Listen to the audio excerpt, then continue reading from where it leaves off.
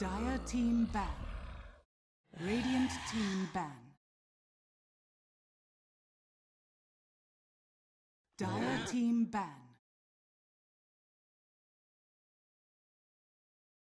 Radiant team ban.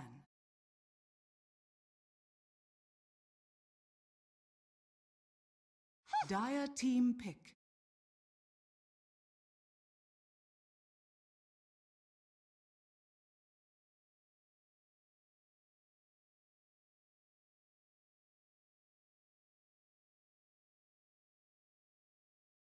Good stuff. Obviously, that one was filmed just before the bracket stages started to be played. And Mineski versus Complexity is just moments away. The draft has begun. We're going to drop you in right away and start figuring out where we go with this one, gents. When you look at their drafts and you look at what they've done over the last couple of months, there are a couple of obvious ones. Omni Knight is a almost perma ban for Mineski. Night Stalker is a permanent ban for Complexity. Are you thinking we go anywhere outside of those boxes? Is there anything funky that might come out here because of the fact that it's a best of one? Well, Mineski is banning out Ogre, obviously, as Nana mentioned. His mid lane seems to be 2 versus 2, 3 versus 3, because he drives so much attention. He kind of always is sacked in the early stages, has a bad time recovering, but because he shines during the mid game on heroes like Mirana, Puck can be very active, so he needs to have a good early game. Maybe that's why they're picking some more farm-oriented heroes for Ice on an off lane, like Tiny, which is not really working well, but the hero scales well into the late game. Same goes for Monkey King as well, because he's going to have 1 versus 1 matchup or 1 versus 2, because one hero from other team will be focused on a mid lane. It's interesting, a couple of picks, Spirit Breaker and Wyvern for Mineski. Wyvern not particularly picked from Mineski, they've only picked it twice in the last month, and both times it's been Ice that played it in the offlane. Yeah, and he kind of was a pioneer of that, always looking for these little edges to try out. I would expect in a best-of-1 setting, for both teams to kind of go back to their comfort zones a little bit. For Mineski, again, Mushi always seems to go for the Medusa in these kind of elimination games. It's a very comfort pick for them, and it's something that we've seen successfully used against Tiny. It's also an interesting hero against Complexity, because Complexity, they've in many ways stuck to their identity from the very start of this season, where they have like a bunch of beefy heroes. They want to be able to run at you early on. They want to take the smallest item progressions they can to keep taking those fights. They don't usually try to scale for the late game. Jack, are we back to the beef principle here? Not too far into beef. The beef principle. But this is how they play. They want to get the smallest items, whether it's bucklers, things like that, and start to build those advantages very early on. So I could see something like a Brewmaster, stable hero for them, a CK, heroes that can all get together and fight early. But these are answered by a hero like a Medusa from Mineski. So I don't imagine the teams would stray too far from their comfort zones here in this draft. I mean, whatever they have, they better pull off for now, because it's the elimination game. So 2 heroes from the side of Mineski, both Spirit Breaker and Winter Wyvern.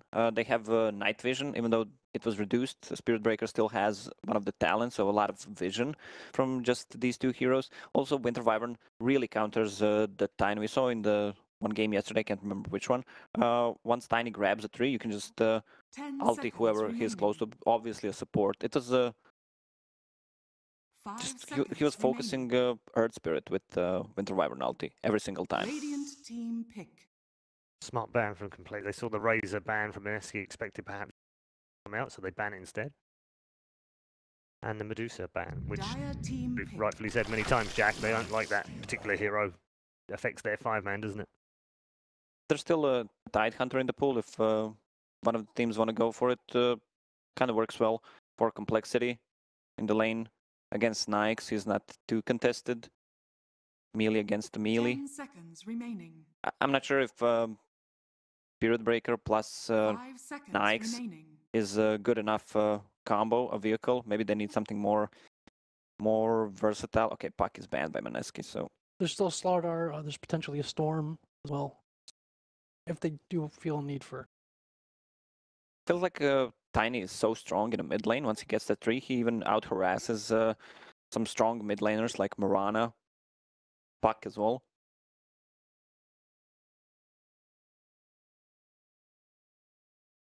coL seems super hyped. I just love watching him through the draft. I love what goes through his mind. You can see he's very expressive about it as well. Trying to figure it out. Get inside their head as well. I feel like the top picks so far have been obviously Winter Wyvern, but he was mostly banned out. It's mostly Omni Knight, Razor, Tidehunter, and Medusa. 10 seconds remaining. There's Jabs, who's pretty 5 successful seconds transition remaining. to the 4 position recently. To play that before, but we saw around Manila Masters with that Faceless team. I think that was the first time that Radiant kind of switch team was a back. mid-tournament to 4, and he's played very impressively on that. Kind of obvious counter. They already picked the support, so they can go for something like a Witch Doctor, which is pretty common pick. Tidehunter can get rid of the Maledict, so Ursa is a natural choice. I just wonder what the lanes is going to be. Ursa probably, you want this matchup to be against the Tidehunter, so safe lane. Mid IO Tiny, plus they need a offlaner as well. Brewmaster is still in the pool for Complexity, which they love to play, kind of fallen off during the King's Cup as well. I think it was the only hero they played almost every single game. 10 seconds How do you feel about the Baden here? 5 It'd also be a pretty good choice for them. I think Mineski has damage issues. They need it's a tough spot because, you know, do you want your mid to be one of these more control-y or magical burst type of cores who can carry your lifestealer around, or do you want your mid to scale a little bit more? If your mid doesn't scale very well, then the lifestealer doesn't have the best of matchups right now, and it feels like they would have some damage issues when builds are down. Yeah, Mineski needs a mid hero that can survive against IO and Tiny. It's either gonna be a DP, which you can just use that life drain, Spirit Siphon, and she's good, or they can go something for Mirana with the triple leap, so she's not threatened. Will not farm as much as a DP, but with some help from Winter Wyvern and Spirit Breaker, I think they should do good. Is there a surprise 5th pick coming here from? Some of the other heroes that they've seemed to like in this tournament more than other teams, like Sniper and Venomancer. I'm not sure if either of those are good options at this point. Price Complexity didn't just ban the Brood early? The Brood? The Brood? Against the Tiny, it's not an option, especially with Dio behind them. You think that's enough to put them off? I mean, they still have a last pick if Complexity wants to pick it, but I don't see where they can put it, so... Radiant team pick. Nice call there. Yes. Fantastic game from Moo a couple of days ago on the... So this is going to be tough. They don't have Mineski doesn't have the best high ground defense either. If Complexity gets a good start out of lanes, they're just going to get together and run down a lane very early on. Yeah, so far they don't have any tower damage as well. They have Nikes, but you don't want to use the Rage that offensively just to hit the tower. I mean, they have a couple of good saves from Winter Wyvern and Tide Ravage, of course, just to cancel the fight. They have 2 minutes. They didn't spend any of that extra time. They're going to use it all now. Plenty of discussion going on in that.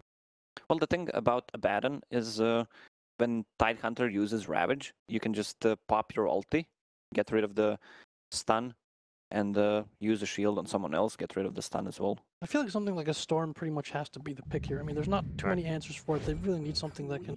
Choose your hero. Gonna go with the qual. Well, that's the hero that is not threatened with IO and Tiny. Can't really kill him because of the blink.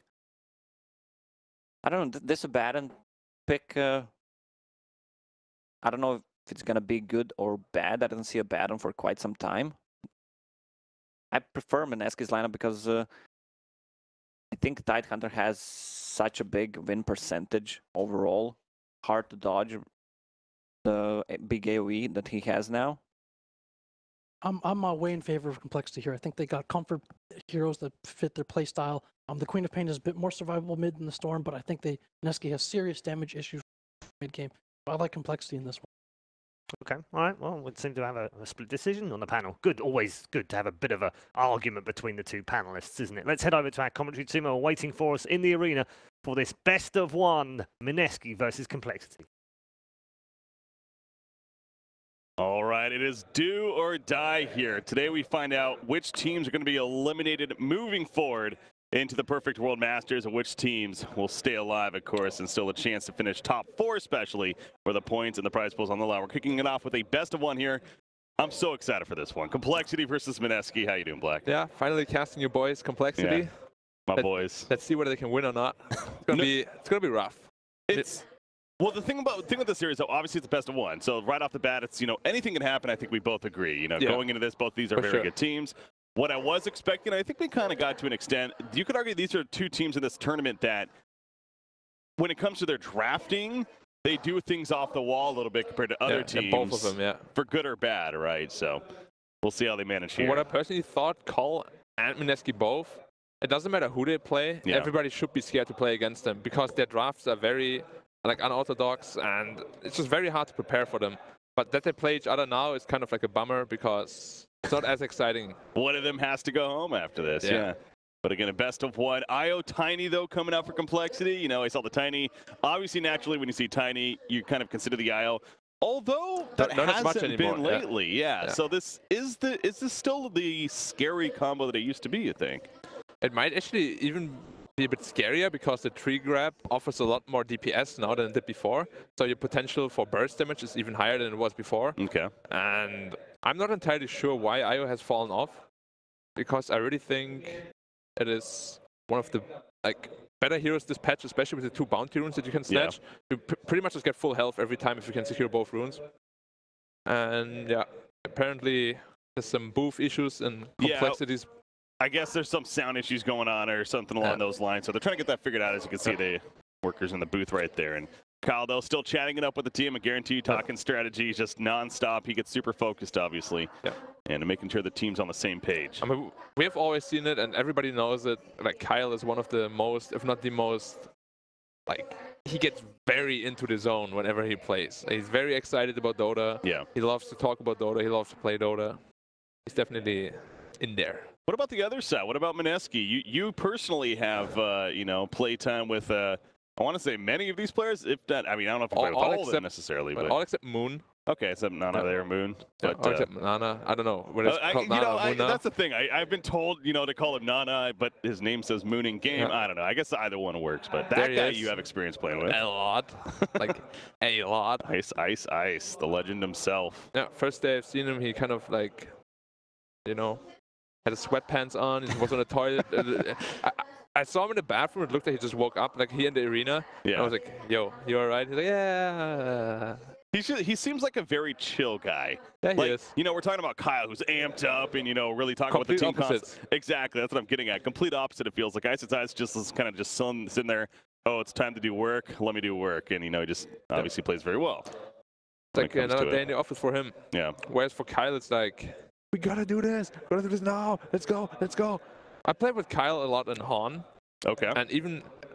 Yeah, I want to clarify that you're the one that is bringing this conversation up. People get on me whenever I talk about Han. So Black is the one that's bringing this up. Go ahead. Yeah. I mean, yeah. But back then he was actually a lot more chill. Okay. And when he transitioned to Dota 2, he got more and more into it. More intense. Yeah, more and more intense, which is not a bad thing. No. Because he's always very prepared. You can see his spreadsheets every time. He has the draft figured out. It became, I think in his case, and for a lot of these top players' cases, such as yourself, it became more of an actual profession, right? It became more of a, dare I say, job even in some ways, where you had to put that intensity sometimes into. You had to put that in that hard work. Yeah, I agree. A lot of teams are actually treating it too casually, which is also why they can't break through the top. Yeah. Because it is a job in the end, and you need to put in a lot of boring work as well. What a lot of people actually don't do and are afraid of doing because simply it's boring. It's you have to do a lot of lane practice, a lot of 1v1, a lot of 3v1, just with your teammates. Yes, it's very boring. Yes, you have to do it 2-3 hours, but it helps. Yeah, a huge deal. And you see Liquid. They play a best of 5, and they literally just go through every replay of the best of 5. They do it for 5 hours, 6 hours. Yes, it is very, very boring, but it helps you improve. It helps you get rid of those habits, because the bad habits you see in every game, but the only way to get rid of them is to continuously remind yourself, this is bad, this is bad, this is bad, don't do it next game, don't do it next game. That's a good way to look at it, yeah. And you probably see it in all 5 games, and you just have to slowly get rid of it. I think there's a lot of things behind the scenes that, and not that it's at the fault of the viewers, but that they can't appreciate, such as what you're suggesting right there, when it comes to the hard work that these players do put, again, behind the scenes, both with the practice, with the preparation and everything. And, I've had great conversations with coL. It's specifically kind of keeping it with him, but how their personal lives are also affected, you know, in a lot of ways. It's because they're focusing so much and trying to make this career work when it comes to being a competitive Dota 2 player. It's actually a lot of people, especially outside of esports, that think it's very, very easy to just like, oh, you play video games, you make a living of video games, you press like some buttons, you know. I feel like that stigma's gone away now that with what's been happening more and more lately, but that still does exist. You are right. Well, a lot of people that aren't in the scene still have that mindset, like surely. But of course, like inside of the Dota scene, it's like getting more and more where people actually know that it's hard and like very hard work and dedication that get you to the top. But when I talk to my friends that barely play games, they're like, well, I can play Super Mario. I just play for 7 hours. All right. Look at this badass over here. Thanks for your point, dude. I got it. It's kind of hard to discuss with these kind of people because they don't even care to really think about why it could be hard. Of course, like traditional sports, your body is like your temple, basically, right? Yeah. Everything is about your condition, your like muscles, your stamina, everything. But for esports, it's completely different. It's more like a mental stamina kind of thing. Whereas your body is obviously still important, but it's, as I said, more mentally than anything. Exactly. You play Dota for 5-6 hours straight, you're going to be mentally drained for sure. And it's going to take a toll on you. I found that out last night, man, playing with, doing some TMM. You know, I think they were talking about on the panel there a little bit, playing with Jack and yourself, and had some fun time. Good old PL spam coming on. I don't know, man. I actually outplayed the Chinese people so damn hard. I baited them into death so many times. Okay, maybe you did. I did. A little bit. A little bit here and there. Your invoker seemed a little you know lack that game, but you know what the problem was? Talk too much about that. I was playing against OD Patch mid lane, and then like another CM roamed on me as well. I was like 1v3. I was like, all right, and I had to go jungle level 4. It was a miserable game. Chinese pubs. I mean, again, you've played them and yourself before. They're really tryhard over here. They're really, really try hard. I come from NA, you know, lackadaisical, easy stuff, right? That's how I've earned my 3K MMR there. Game resumed, and then it was not. Paused again. coL. We've talked about this before. coL, they want to eat some food. They're like, all right, we're hungry now all of a sudden, guys. Let's take a 30-minute break. 10:20. Got to eat here. All right, so we're almost there, guys. We're almost there to kick off the day. I got to say, not to jinx anything here, but as we are off to the technical difficulty start, overall, things have been going pretty smooth. And I think anyone that's been watching the event and us here would agree that that's been the case. You know, every now and then, obviously, they can pop up, especially to kick off the day. So PC lags when he moves the screen. Well, a simple solution: don't move the screen, dude. Just play static. You know? So spoiled. Seems obvious. See, happens. Just so spoiled. All right, so they're going to restart the PC, and then after that, hopefully, we'll be good to resume on here. Looking at the lineups, though, I feel complexity. Their offlane should be very smooth, unless they actually tri-lane there, because the Winter Wyvern Q, the Arctic Burn, actually gets removed as soon as you apply your shield, and then he hits you for like 20 damage, not even. And the tank range is miserable. So Winter Wyvern is one of the worst supports, if not the worst support against Abaddon. And as I said, if Spirit Breaker doesn't play that lane, then this Abaddon is going to have a fantastic time. Okay. And he's going to pressure the lifesteal quite a bit. Even though lifesteal is very sustainable 1v1, it's not super good against Abaddon. Do you think either side got an overall stronger draft here? Or you kind of look at these drafts, not trying to take the teams out of it, but you look at the drafts. Is there either team that you'd be leaning towards, or do you think overall it's a could go either way kind of draft? I feel like Mineski, but they're not really on the clock, but they need to have a good early mid game. Okay. Because look at the Dire side. They have 4 incredibly tanky heroes already, and then they have an IO that makes them even tankier. Like, for sure, you have to take out the IO in fights. Yeah. But come mid-late game, if they didn't have a good start, they will simply don't have enough damage to deal with them. If Abaddon ever wants to go into an Aghanim Scepter, like, they're kind of screwed, because they will simply don't have enough damage to take them down. And of course, Aghanim Scepter on Abaddon, like, basically redirects 50% of the damage that your allies take to yourself. That's something I did want to talk about as you bring it up right there. That level 20 talent of IO. Now, it's going to be a while before that's the case. Obviously, IO, not necessarily the one that's going to be getting crazy levels, but as I'm showing right there, the oh no, I'm thinking 15, it's 15. Actually. That's right. Yeah. So the Tether Grand Scepter bonus. Yeah, that's 15. That's, I mean, that's also what I'm saying. Like, early mid game, they need to dominate, because if this IO snowballs and they do actually get that Aghanims on him, well, they have 3 fantastic Aghanims upgrades: Jakiro, Ursa, Abaddon. Of course, Abaddon's like the prime target. Yeah. Because he makes the team incredibly tanky. It's actually impossible to take a team fight when Abaddon has Aghanim's ult. And something I've actually found out, playing a little bit of IO myself since this patch, is that when you tether the target with that talent, even if the tether falls off, it'll stay on them for a little bit longer duration. So it's like a lingering effect? Like a lingering effect, exactly. So they have like a window to still activate that ability to still have the Ags effect as a result. So that's something to keep in mind. I actually wonder whether that's intentional or a bug. You know, maybe, maybe I found a bug, you know? Maybe, but I'm pretty sure that's the case from what I was experiencing at least. You see right here off the bat, going to pick up the bounty runes. So Zfreaka is going to have that early bottle, which is obviously very important. In fact, he gets 2 bounty runes. All right. That's a good start. I think IO is probably going to play middle and bottom.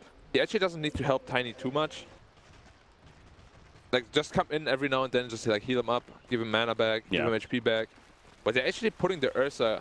Oh, they predicted the lane swap because the Tide wants to dodge the Ursa, and they just went bottom. So they have the perfect matchup for them. Ursa does very well against Tide, is what you're getting at. Very, very easily. So it's probably like an 8-2 lane, maybe 9-1. Ursa seems like that against a lot of these tankier heroes that usually are good in a lot of matchups. Ursa's kind of the bane of that. He's like, no, I got my Fury Swipes, I do crazy damage to you. Yeah. Anyways, he's one of the best heroes against Tide. Maybe even the best. Monkey King is also up there. Okay. But yeah, every time you get hit, basically, you have to be afraid for 15 seconds as Tidehunter. So it sounds like, I mean, I know at the top lane you're not expecting Abaddon to win it necessarily, but he should have a good time, as you were mentioning earlier, against Winter Wyvern. Not necessarily concerned. So Complexity's lanes are setting up to be pretty solid here. I'm actually surprised Mu went for the coil level 1, because he couldn't remove that Arctic Burn, as we spoke about. And Jabs took advantage of that and basically took off like 30% of his health.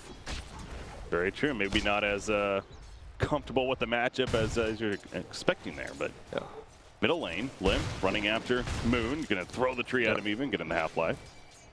Quap usually does okay in this lane. He will farm a lot less than he usually does, but he will still get his levels up, and then usually what has to happen is you need to be able to get some kills when you're level 6. Like, you need to find your teammates, you need to get like a good small skirmish going, get a kill or 2. That's how you come back as a Quap in this kind of game. You see Spirit Breaker, it's almost like he's trying to find his place in the game right now. He's been a little bit mid, he's kind of walking towards bottom. Where do you think Spirit Breaker should be ending up? Who should he be charging here? As I've said before, like mid lane he can't really do anything. Bot lane, he can't really do anything. And the only lane he can really do much is the Abaddon lane, because he can really pressure him if he's there. But he's choosing to just take all the runes instead, which is fine as well. And I guess he kind of wants to secure the Quap in case they ever dive him. Tide, he's going to be fine, having to TP all the way back to base, though. Middle lane, oh, look at this. Ninja Boogie make it the courier snipe. One more auto attack, he's going to get it. Takes plenty of tower damage, but definitely worth it. Haste rune coming into play there. Yeah. The courier kill is worth so much. It's like, what, 750 gold for the entire team? Yeah, it's quite a bit. Well, not for the entire team, 150 per person, of course. But yeah. Top lane, this could be first blood potential. He does have the Aphotic Shield, going to pop at level 2. But I don't think he's getting out of this one. Just a matter of time before he goes down. Who gets the last hit? It will be Mushi. First blood has been struck in favor of Mineski. And so he does make that rotation top lane because it's pretty much the only lane he can kill. Well played by Ninja Boogie. He essentially just created first blood and a courier kill. So kind of winning the early game for his team. Big plays. But yeah, you can see the Tidehunter, he can't lane at all. He has 2 CS, he's level 2, whereas both the coL heroes are level 3, and it will just bully him out of the lane over and over. Middle lane, you see Limp currently by himself. Charge is coming in. Io's nearby, though. There's a tether, in fact. Can't do much. Yeah, Spirit Breaker's like, all right, no point.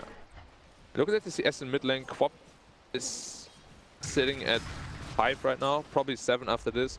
15 on Tiny. Doing better than I expected. As Quap, I mean. Yeah. Yeah, but then again, the new Tiny is a lot stronger than the old one, so... It's still, does Limp get the Blink Dagger here? You know, that's something else that we haven't been seeing quite a bit of. They pass with the Blink Dagger, you get Shadow Blade, you get Saint Yasha, etc. I think he kind of has to get the Blink Dagger because... Bottom lane, Kyle's in trouble. Bash proc happens, and that will be a kill as a result. It would have been close if it wasn't a bash, but the bash guarantees it. Yeah, the rotation is actually really good because you can't sacrifice the Tidehunter like this. And Ursa with freeform is very scary. Yeah. But getting back to the Blink Dagger point, I think he has to get the Blink Dagger because they have no initiation at all if he doesn't. Like, you don't want to rely on a Shadow Blade and the enemy not having sentry wards if you really want to initiate on someone. So of course the Blink Dagger would come in very handy there. But as we spoke about it before, the Abaddon against Lifesteal 1v1 Lifestealer is favored in that matchup, like 6-4, but Abaddon will definitely have an okay time there. Yeah. Get bashed by Roshan. Z-Freak, can he tether? Yes. Got some time, the charge is happening, but I don't think they're going to be going that far. Yeah. So lucky that he didn't get bashed by Roshan. Yeah. Whenever I run through there, he'll get bashed instantly. Oh, the Spirit Breaker, yeah. Yeah. Well, he's bashing people and not getting bashed himself. So far, pretty good game for Ninja Boogie. Bottom lane, Chessie. He's actually in a lot of trouble right here. He'll survive, but takes plenty of damage. Yeah. He still has a healing self, so he's alright. Jukiro stacked Ain? No, did not. What was he actually doing? Kind of just didn't have any presence on the lane anymore. Well, he did die, so he was coming back, I believe. At that point, Limp, throwing out the avalanche. He's just trying to run. Yep. Ninja Boogie being annoying. Yeah, now Z-Free coming. He has a DD bottle actually, just healing him back up. This is the thing with an IO support, though, is when it comes to, the early ganking presence, especially, I mean, IO Jakiro, that's not happening, right? Yes, you see him swimming away right there. But the movement of complexity is basically non-existent. Yeah. Safe to say. So the biggest issue coL is going to have is actually being able to catch people. They have a lot of sustain, they have a lot of survivability, they have a lot of damage, but what stops the enemy from just running away? Because the Mineski lineup is really good at running away. Spirit Breaker, Tidehunter, Lifestealer, Wop. They're all very mobile. They all can just use Rage, Kraken Shell, charge away. They have a lot of spells to just get away. Bottom. coL again. He could be in some trouble. Maybe not. Actually, they're looking to turn on a Tidehunter, if anything. The Tide's going to start swimming and go the other direction. Or Shot going to miss him out of range. coL dying to the Spirit Breaker. Throws on the Ice Path. Will hit a couple. The Splinter Blast, though, it does connect. Now finish off the job. It does come at a cost. A 1-for-1. Jesse now has to man up against the Spirit Breaker. He's going to choose to do that. The Spirit Swipe's adding up.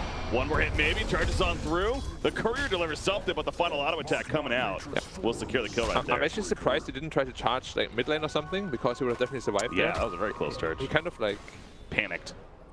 Yeah. But it felt like a little bit, yeah. But you see Ice, it's just so frustrating to play against him, because even when you go on him and you have the upper hand, it's taunts you. It's all mental warfare. I just love it, because again, it goes back to just earlier we saw him on the camera, and he's just so casual, yet he's one of those guys that will just, he's will have fun with it in your face. The phase boots on Abaddon finished. Yeah. We can look at the net worth. Abaddon 1900, Lifestealer 7.3k. At this point, they help top lane so much that Abaddon can't really lane 1v1 anymore. Because Lifestealer is just having a dominating lane presence. Whenever Abaddon comes up, he just gets hit once or twice, and he's actually getting charged right now. But they should not. He is not level 6. If he gets bashed, he's dead. If not, then he's fine. No borrowed time, no bash just yet. TP coming in. That will be Z-Freak. Tethers on up. Nice. Gonna heal as a result, and now the turn is real. Spirit Breaker, he's having to play very safe. Moshi sitting on top of Z-Freak. The Infest Bomb's not gonna connect, and he's gonna keep on running. And Splinter Blast even happening. Ninja Boogie running on through, goes into Limp. The Avalanche connects though, and not much of a chance at that point for Ninja Boogie to escape. So, but good Tiny turn had for to rotate top. That means Quap mid lane actually has a lot of free space now. True. And you look at the CS, Quap actually has more CS than the Tiny, which is very surprising. He actually has 500 more net worth than the Tiny as well. Yeah, he stepped up quite a bit. So coL actually lost at mid lane then, whereas I thought they should be able to win it quite handily. Yeah, one of the Spirit Breaker presence did even more than expected. They definitely created a lot of chaos. Yeah. And made a lot of space for the other for the Quap. Uh-oh. Isle? He's fine. Always has that tether just in case. So, do you need the blink on Limp before you can really start moving with this IO Tiny combination? Is that safe to say that's the key? Yeah, unless the only way Mineski really dies is if they start the fight. They initiate on coL, and coL just kind of fights back with their sustainability. That's the only way coL can fight right now. Oh man, Sonic Wave is ready. Yeah, he can kill the IO if he wants to. Moon gonna go for the free kill perhaps. Opens up, Sonic Wave in the face, does connect to the lip as well. Don't know if he's gonna be killing him. Shadow Strike is applied. Courier, baiting a little bit. Kill him. Yeah, too much health. Not worth it. Moo. Well, still very good. Does he have, okay, he's holding a point. So he will have borrowed time if he feels he needs it here. Look at, oh man, you are living life on the edge. He actually chooses to kill himself. Wait, what? Did I read that wrong? I could have sworn he still had a... He has a point, yeah. No, he just... So was that the better move than you think here? I mean, at least he bought all his items, so he didn't lose any gold. So I guess he just wanted to be full HP, full health. Yeah, no, that's a good point. It gets him back full mana, full life, and, denying yourself, so... Okay. Just seemed a little odd in the moment. Yeah. But it's still alright. It's one of those efficiency plays. Yeah. Bottom lane, is that going to be a Vlad's on Ursa, it looks like? The early Vlad's coming out? Yeah, which also makes me believe that Tiny definitely wants to go into the Blink Dagger. Okay. But he actually has the Aquila queued up right now. Move this time, borrow time. I'm sure going to be leveled up if necessary. Charge coming in. Who's out here as well? That will be Let's hope he doesn't Jabs. misclick. Yeah. Mushi running after him. Okay, he pops a borrowed time. Any TP's coming in? Not just yet. Moo's still in a lot of trouble. They're going to run him down, get a little bit of damage in, but the Splinter Blast, man. Ninja Boogie also finishes him off, but he's having trouble at this top lane. Middle. Moon gets caught by the ice path. Couldn't blink a time. Limp, toss in the air, but he's fine. Blinks away. He has 15 and 6 charges as well. The burn. Okay, he's good. 15 and 6 charges, don't worry about it. You're good. They still have a Shrine top as well. We spoke about Mineski having to win early game, and they're doing just that. Oh, yeah. So, come mid-game, Complexity has to be a bit scared right now because the Tiny is actually quite poor. You compare him to the Lifestealer, he's 2,000 net worth behind. And Lifestealer is the Tiny counter this game. Chessie on Ursa is kind of the key, seems like. Okay, I really like that from Chessie. Because the Tiny has a slow game, he chooses to go for the Blink Dagger before the Vlads. Oh, which is very important. Yeah. They have a Ravage, be careful with it. Yep, gonna activate it right there. Chikiro. Well, not Chikiro, Winter Wyvern coming in. He still has Enrage though, so he should be fine. Maybe not. Ninja Boogie also following up. Splinter Blast does connect. Enrage gonna be activated as well. Out nearby, tethers up. He is now level 6 though, so cannot relocate, but the heals are real. And Chessie will survive for now. Moo also here, as well as Kyle. Complexity's ready to fight this. Moon thinking about going in. Scream in the face of Moo and just blinks away after, so never mind. Complexity now perhaps going to be pushing the tower, but for the first time we see Complexity kind of together as a 10 now. Lifestealer actually managed to get the top tower pretty much alone. Gonna get a kill out of this too? No, just no, he can't. He's fine, okay. Yeah. But you can see just one rage and takes off like half health. Yeah. Takes him down to 25% health. Lifestealer is really strong against Tiny. Just because of his high health pool and low armor. Complexity, are they smart to stick around here, you think? I mean, they know Ravage is down. The thing is, it's very hard to push in against this Winter Wyvern. And they don't have the best pushing lineup, without the Tiny at least. Yeah. And Tiny IO is top right now, they don't have Relocate available yet. You got Queen of Pain just pushing out middle lane. Meanwhile, Limp will make his way over there, picks up a tree and beats it out. He's going to go the Shadow Blade. So Blink mentioned picked up an Ursa now, but it's going to be Shadow Blade instead of Limp. Well, then Ursa kind of becomes the initiator, but he doesn't have a stun, he only has a slow, of course. Urshot going in. Does find Jabs. You see that slow coming into play. The Ice Path will connect. The Misko as well. And they should result on the bottom tower. Okay. They don't have Ravage, and Ice can't defend this alone for sure. Ninja Boogie trying to pick up his level 6. He's getting in a very deep ward. Possibly. Also hunting for that courier, but is he going to find it? Oh, man. No. So close. He will find a couple, though, that are low, and he has a double damage. He's going to be tossed away initially. Z-Frig, he knows he's in a little bit of trouble, but he'll manage to get out of it. That was close. Yeah, they should know that he placed the ward right there. Okay. And hopefully deal with it instantly, because they need the Ancients available to them. Ice is actually still sticking around bot lane. I'm surprised coL isn't committing to push this tower. How about Lifestealer going the Medallion into a Solar Crest follow-up? See right there. It is a somewhat common build, simply because the bonus armor makes you incredibly tanky, and of course the Tiny. Okay. Minus 10 armor on him is, like, how much does he have right now? 5? Okay, he has like 10. That brings him back to 0, basically. Yeah. So Lifestealer is going to chew through him. They actually infested the Spirit Breaker, he's level 6 as well. This results in a dead risk. Another strike in, there's the Infest Bomb, Avalanche connects, don't see Freak alive for now. No, not alive for long. He will go down, Limp now fighting by himself. Although Chessie, his brother jumps in, takes out Spirit Breaker, eye for an eye right there, 1 for 1. Mushi will walk away off to the side. Kyle puts down the Macro Pyre, dealing with Moon right here. Sonar Scream is going to be enough. The Sonic Wave was unnecessary, using it though. And Nana's down to throw a nice Winter's Curse will stall the chase. A blink up in 2 seconds. The toss, the tree throw will be enough to finish off Queen of Pain. So good find by Complexity there. Ultimately, 2 for 1, I believe. Yeah. Yeah. Small mistake by the Quap sticking around and throwing out the Quap ult. He was dead already, and he kind of stuck around, which resulted in his death. Yeah. Do we have any items coming up for Mineski?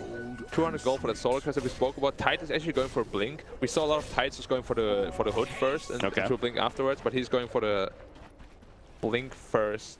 Ursa's still going the Vlads. Is that still good, you think? I mean, am I getting with the blink? And Vlads are very good because they have Tiny as well as Abaddon. Okay. But usually you would see Abaddon being the one picking up the Vlads. But of course, Ursa needs the life leash to do Roshan, all that jazz. Io is level 6, by the way, so we could see a relocate gank. Oh, Chessie going in. Immediate TP from Ice. Picks up that they do not have any stopper. Yeah, bot tower is down. They have to forfeit it for sure. 800 gold, no, 700 gold for Shadowblade on Tiny. Once that's online, they have 2 threats around the map. One's the Ursa and one's the Tiny, of course. So Mineski's been doing what they needed to do, it feels like, in this early game, but they only have a 1,000 net worth lead. So complexity at the same time, it also seems like that they are still in an okay spot. The damage is going to become an issue for Mineski very soon. Like when this Abaddon gets up his medallion, his solar crest, they simply don't have the damage to kill him anymore. Another strike on the Secret again. Yeah. Once again, going to be a kill. Can they also get Limp boarding into the shrine though? Moo has borrowed time as well. Going to run at them with the Aphotic Shield, but it's Tomato attacks. Gets tossed in, says let's go. As the macro fires multiple heroes, Ice Path locking out Mushi as well. Mushi pops the rage. Witch's Curse locking down Ursa on the backline. He'll be fine. But stall in the chase. Splinter Blast coming out. Not going to be enough damage though with the dual breath to finish off Mushi. The armlet toggles, keeping him alive in the urn. They need to deward this ward right now. The second time they died because of it. I think they pinged it out already. Sentry ward has been bought and... Put it down. He's healing up for now. There you go. And it's down, yeah. Now they see it. Because this ward already resulted in 2 IO kills. Good deward right there. Shadowblade almost completed on Tiny. He's going to become a much bigger threat after that. Vlad's also finished on Ursa, so Roshan is becoming a threat as well for them. Mineski can't just give up a free Rosh. If they do, it's going to be very good for coL. Queen of Pain, what does she have right now? What is her status? She has the Yules. Yeah. Double damage currently bottled up. So we want Yules just to be able to survive more. Okay. And of course, like that. There you go. Yep, Yules to Ursa. Yeah, he's still going in though, Nana. Had that Ice Path connected, he might have actually just died. That would have been close. That was very close, yeah. Manages to get away though, so the Vlad's Tidehunter will pick up his Blink Dagger right now. Okay. So the teamfight presence of Mineski is immense right now. Yeah. He can infest the Tidehunter. He's dipping middle. Actually, they want to smoke up with this straight. Tiny was seen, by the way, with the scan. So they know something's in the area. They put the sentry down, but it's just a little bit too late. He opens up the avalanche right there on Ninja Boogie, but Tiny's going to be turned on as the Ice Path Macro comes down as well, zoning them out somewhat. But Mineski, they want to fight this. Splinter Blast going in to relocate from Io. You saw that he tried at least, not going to work. He goes down. And a 2-0 so far in favor of Mineski. Possibly it's going to be more borrow time. They yield him up in the air, let it wear off. The Winter's Curse locking on Ursa nearby as well. Moo goes the other direction, says if you want to kill me, you got to come this way. Cold Embrace. Saving Wyvern for now, but now it's a 3-0 for Mineski. And if they get Ursa as well, this could be absolutely huge for Mineski. Chessie gonna do his darndest to run. Ursa on the ground is simply running away. Blink Dagger being deactivated though by all that dot on him. He pops the Enrage, so screwed. I gotta fight this. Turns on a Ninja Boogie at least for the time being. Going in his Queen of Pain Sonic Wave. She has it, trying to get the angle, gets the angle and gets the kill onto Ursa. It does come at a cost though. Mushi goes down. You see Limp, he's growing as he ends up finishing him off at least. So they do lose 2 in the process of all that chase on Ursa. Yeah, they overcommitted a little bit on Mineski. They shouldn't have chased the Ursa there. But how the fight started was Tiny being completely away from his team. He was pretty much just 1v5 there, we can see it here. Yep. His teammates are so far away, and we said they have damage issues, but they only have damage issues if the heroes with the survivability ability are actually there, you know? Okay. Because Tiny himself is not very tanky. We spoke about it. Solar Crest brings him down to 0 armor. And he just got completely blown up there. And without the Tiny, of course, they lack stuns, they lack disables, and they can't fight without the Tiny hands down. So they need to make sure he survives those fights. It also looked like Tiny almost was surprised by the Shadowblade duration wearing off. Because he was in that spot, and then all of a sudden he became visible, and he was like, "Oh crap!" And he turned around. Yeah. It seemed a little off there with the timing, but yeah, they're still going to keep the pressure up. They're back up, pushing middle tier 1 now. But by no means are they too weak or anything. It was just like a slight miscommunication, misplay, but their team fight in general is still very strong. Yeah. And of course, the Tidehunter Ravage also was very, very well placed, because it kind of like cut them off. Yeah, Limp here pushing out the top lane, gonna finish a Yasha into a Manta style. Tide is actually still waiting for the next creep to cut it. Oh no, he is he there? Okay, yeah. I thought he might. Out. He definitely thought about it. Oh, of course he did. Ice, but not going to happen. Yeah. Look at that, Jakiro, the casual buckler. Good old Kyle. Jakiro's actually level 11 almost. He's very high level. Lifesteal at level 12, and Jakiro's almost 11. This is, in the way not only Kyle plays it, but just Jakiro in general support. This is why this hero, in the more recent patch, he became a very popular one, I feel like, because he does a lot by himself. He can push out lanes, he can be an aggressive ganker if you need to be, great team fighting presence. He's just a very well-rounded support option. 5-man smoke, they're going into Roach Pit. Oh, wow. They have the Solar Crest, so it's definitely possible. Got the Gush as well. But they're not pushing out any lanes, so I think coL might kind of know what's going on. It's not the quickest kill. It's not the quickest kill, and they're pinging it out already. They're pinging it out already. Yeah, the Centaur scouts it out. Wait, whose Centaur is that? That's the Dominator on Abaddon? Okay. Abaddon, yeah. Yeah, that's There was a waste of surprised. smoke. No, Tiny. Ursa going for BKB next. He still needs a lot of time for that, though. Once he has his BKB, he can actually initiate on the Tidehunter himself and force out a bad Ravage, which is going to be very important for them. Well, what's the difference? Ursa, I always find it interesting whenever I see an Ursa go the Ags or the BKB instead, like one or the other. Is there like an obvious difference for you where in this case BKB? Aghanim Scepter is really good against these like huge single target disables like Bane ult, Bad Rider Lasso. Okay. Magnus RP, the stuff that pierces BKB and still stuns you. But of course, when you have a BKB, you're pretty much entirely immune to the lineup, except the Spirit Breaker. He's the only one who can stun you. Got you. Makes sense there. Limp, top lane, Nana. Kind of positioning himself, but Limp scouts him out. They ping the area. I don't know if Limp was seen right there the last second, but doesn't look like it. They don't have enough damage to burst him, so they can make him low, maybe go back to base, but they definitely can't kill him. Now he'll walk away, it seems like, so going to be fine there. You got Lifestealer, Desolator in the works. 2,000 gold saved up, needs 2 Mithril Hammers. So he's getting there. There's one purchased. Needs another 1.1k gold, but Desolator to be finished. They're going in. Do they have enough this time, Isle? Yes, they do. What? They just killed him? Yeah, the Isle did a good job, too, getting right next to him with those whiffs. Meanwhile, in the middle lane, or the orbs, I should say, Mushi's going to be run down by Ursa. Realizes he can't fight that. The Troll nets him up. He infests quickly. Keeps on running. We'll destroy that Troll in the process. Ice Path connects on a Ninja Boogie, though. He's definitely going to end up dying. Toss back in. It's a relocate coming in. Limp from the other direction. They're going to end up dropping Mushi. Double kill for Chessie right there. IO, 3 seconds. Could not relocate back in time. But at what cost? Now Queen of Pain in trouble. He'll fall as well. The Ravage not in time from Ice Size. It just seems to get worse for Mineski. So far, 3 for 1. And this could also result in a Roshan now for complexity. There's going to be 3 Rosh for coL. Quap bought back and died again. So his game is a complete halt right now. You see his net worth dropped to 7.5k. That was a massive fight for coL. Yeah. Sure, Quap got a kill on Wisp, but I'm sure he's more than fine with what happened there. Yeah.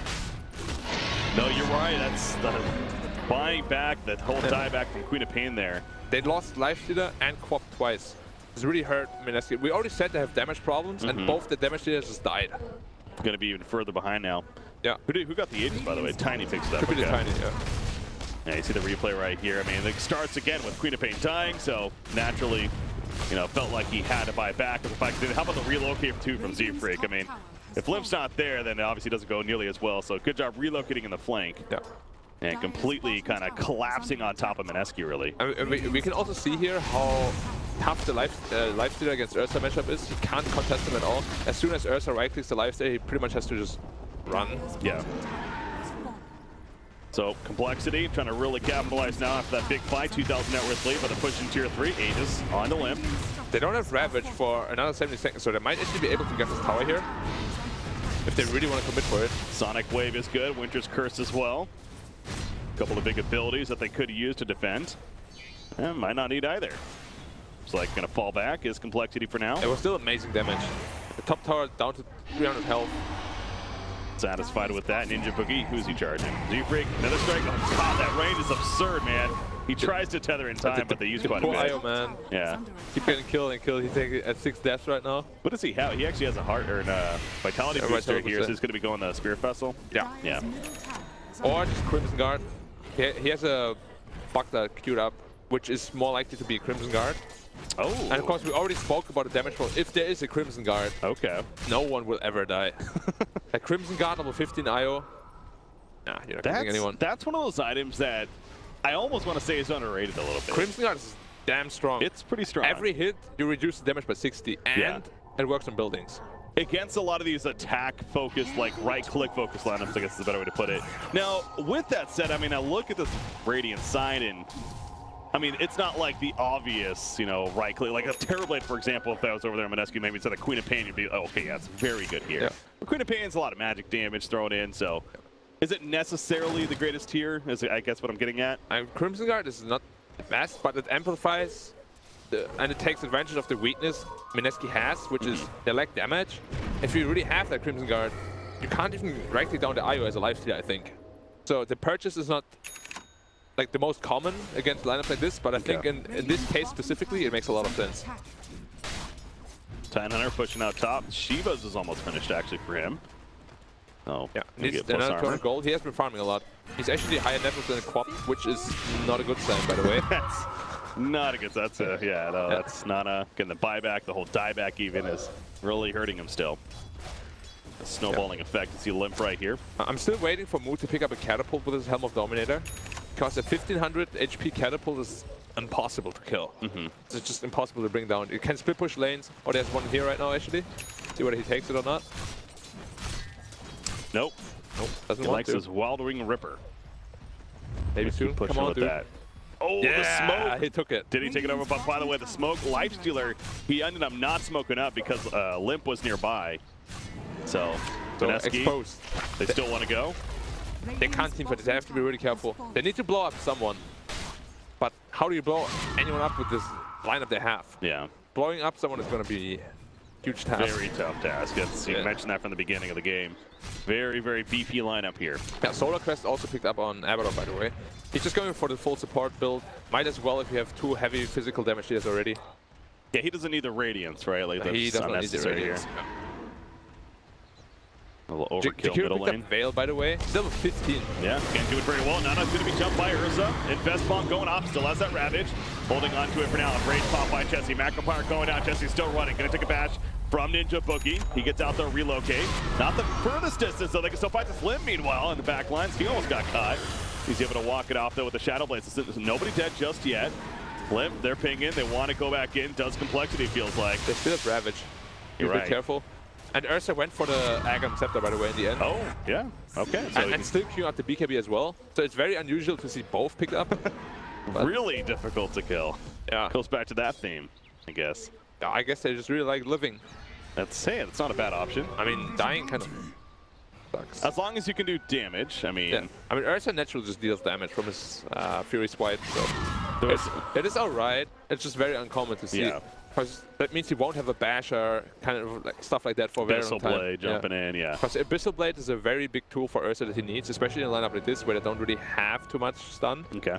The Aegis have expired. Roshan may respawn in 3 minutes. That's true. Chessie still had that... or not Chessie, Lim still had the Aegis during that fight.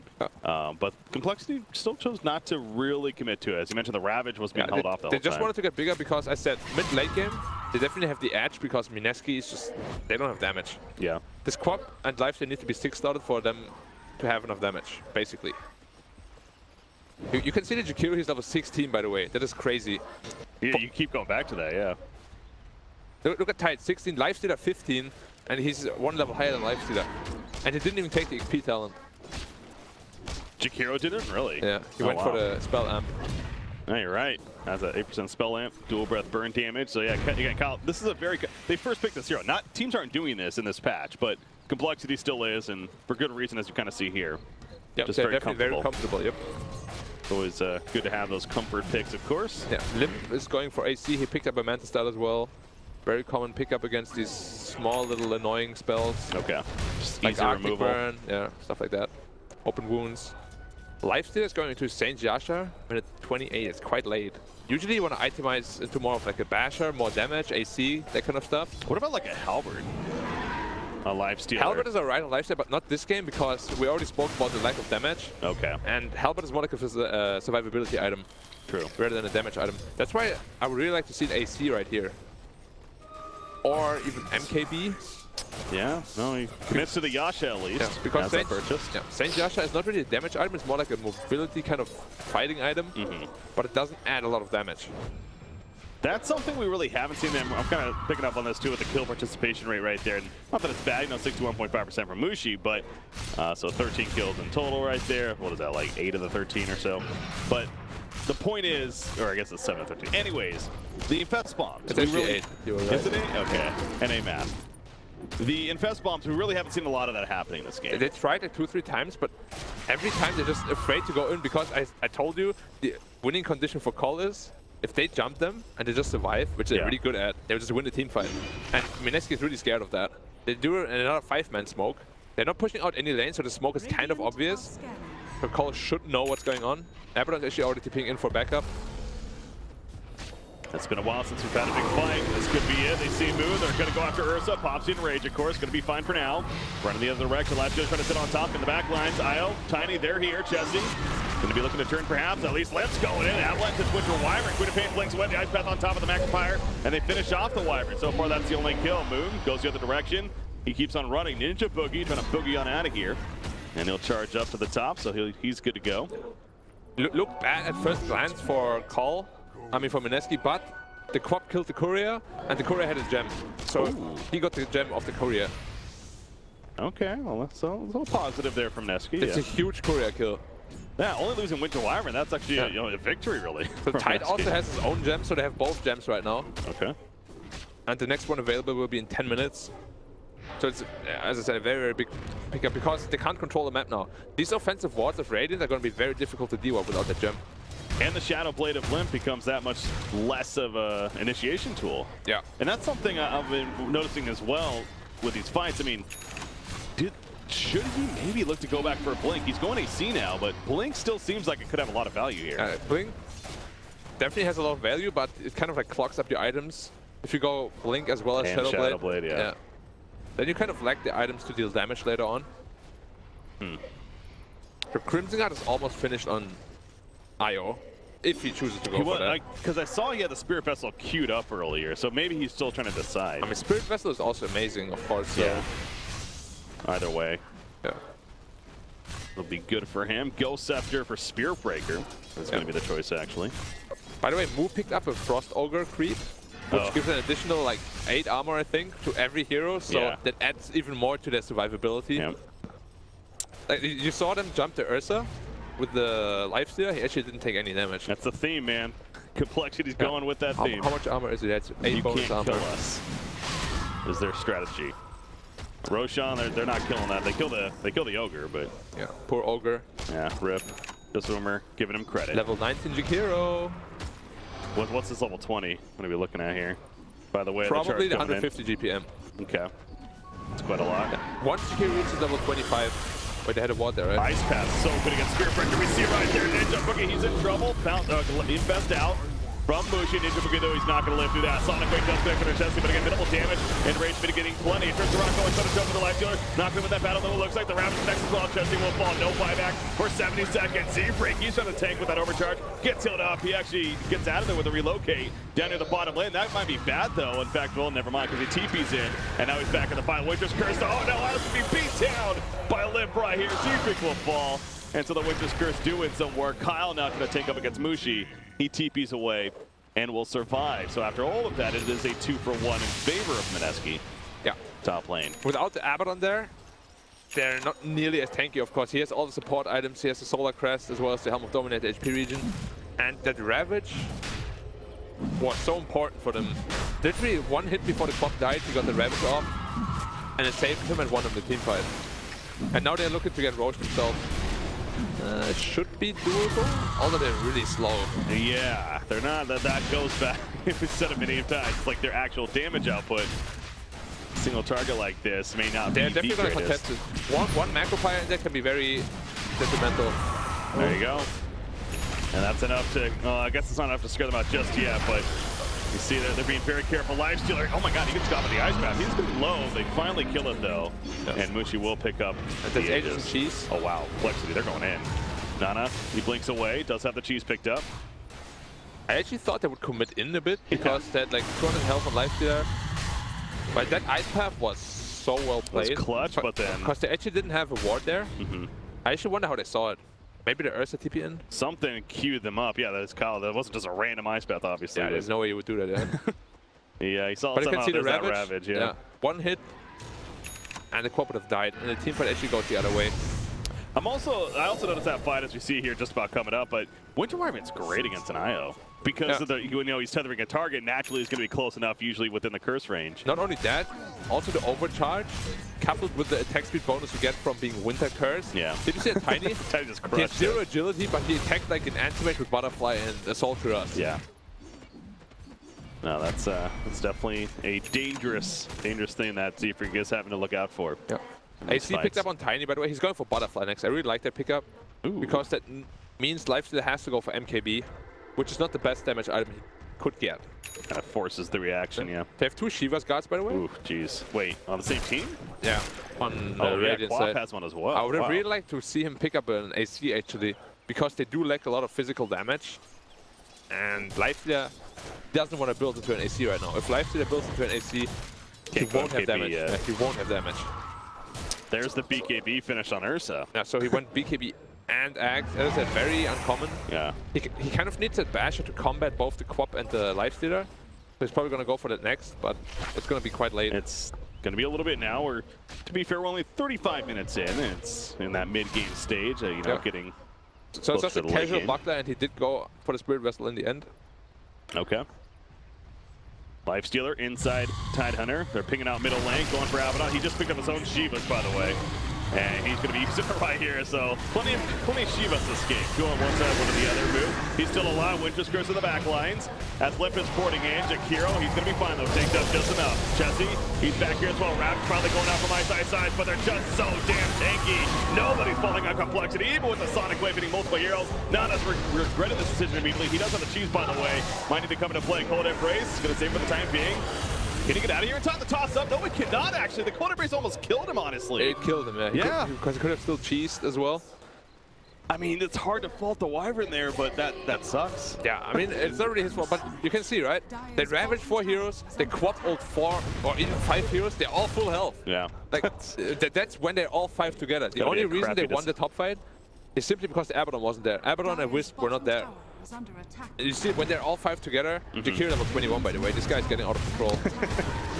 He's the same level as the carry Tiny. Yeah. So mid Tiny. He has the mech now. Yeah, he ended up upgrading that casual buckler into the mech as well. So yeah, another tool. Dude, once he reaches level 25, that 3.7 seconds ice path is going to be game breaking. That is long.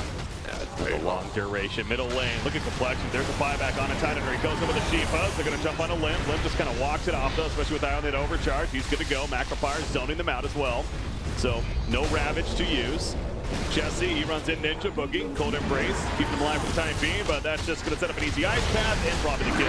As we see, Mushias going to show the Winter's Curse on Ursa, but he's just tanking all that damage. There's no chance with the Enrage. He was easily going to survive through that. Remember, Lifestealer does have the Aegis still throughout all of this. He infests bombs on top of him. He may actually go down, so the Aegis is going to be popped. Tidehunter jumping back in as well. Queen of Pain is now back up as well. Himself, Tidehunter, ice, she's just dying to the earth, so finally goes down. He's dead for 70 seconds. Queen of Pain at the backline is kind of kiting Infinity, trying to be a distraction right here. But the racks, at least one of them is already destroyed. Chessie going at it with a Lifestealer. They just don't care, man. And why should they? I mean, the life pool is still great. Yep. The only hero with low health is the Wisp. I still got plenty of Spirit Vessel charges to hit himself up. Nana, he doesn't have a buyback. The Ice Path connects, and that could be the end of his life. It absolutely is. Limp is dominating. This is the best of one, and complexity on the verge of eliminating Mineski. Unless they can somehow hold this down 10,000 net worth, their base being destroyed. Yep. And this is it seems like. I mean, there's honestly not too much to say about what happened there. We spoke about them not being able to kill them, and that's literally just what happened. Yeah. Just ran in, hit the Rex, hit the heroes. Like, Mineski used everything they had at their disposal. At the time, they didn't have Ravage and no Quap Wave, and it just can't deal with the survivability of the coL lineup. So, well, hold on, we'll talk about it until game is truly over right here. Our last stand attempt from Mineski, Winter's Curse. They might get a kill on an IO, but the last lap going to be for complexity. You're right, he buys back. And that's really good. What's the point? Yeah. Mega creeps have spawned complexity. Again, they might just have to finish it the old-fashioned way at this point. I can't blame Mineski as far as not giving in just yet. There we go, though. GG, well played. Yeah. It will be a victory for complexity, and they move on and face Kingwin in the next round later on today. Yeah. Honestly, the biggest issue for Mineski was just the early game was good, but not good enough to make up for the weakness they had. It didn't make up for the weakness they had mid-late game. Yeah. Then we saw it here. They won one fight top without the IO and Abaddon being there, so there was like a glimpse of hope. But once the 5 coL heroes were together, it just looked like they didn't even